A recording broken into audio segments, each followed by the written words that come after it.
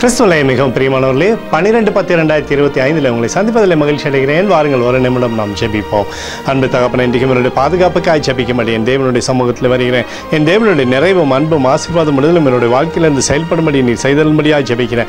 எல்லா பொல்லாப்பு நாசமாசு விலைக்கு இவரை நீங்கள் பாதுகாத்துக் கொள்ளுங்க. உடைய நீதியின் வலது கரத்தினால் இவரை தாங்கி வழி நடத்தும்படியாக ஜெபிக்கிறேன். அற்புதத்தின் பாதையில் இவரை வழி நடத்துங்கப்பா.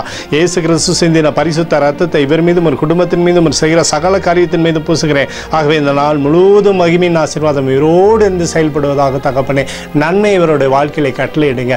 ஏசாயா 40:28 படி கர்த்தராகிய அநாதி தேவன் சோர்ந்து போவதும் இல்லை, இளைப்பாறுதல் அடைவதும் இல்லை என்று சொல்லி எழுதப்பட்டிருக்கூடிய வார்த்தையின்படி ஆண்டவரே இவரை நீர் எப்போதும் பாதுகாத்தும்படி கண்ணின்மணி போல வழி நடத்தி இவருடைய பேரை பெருமைப்படுத்த போவதற்கு நன்றி.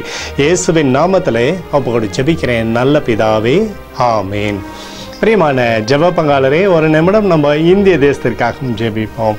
அன்பு தகப்பனே, 12/10/2025 இந்திய தேசத்திற்காக ஜெபிக்கும்படியாக நம்முடைய சமூகத்தில் வருகிறேனப்பா.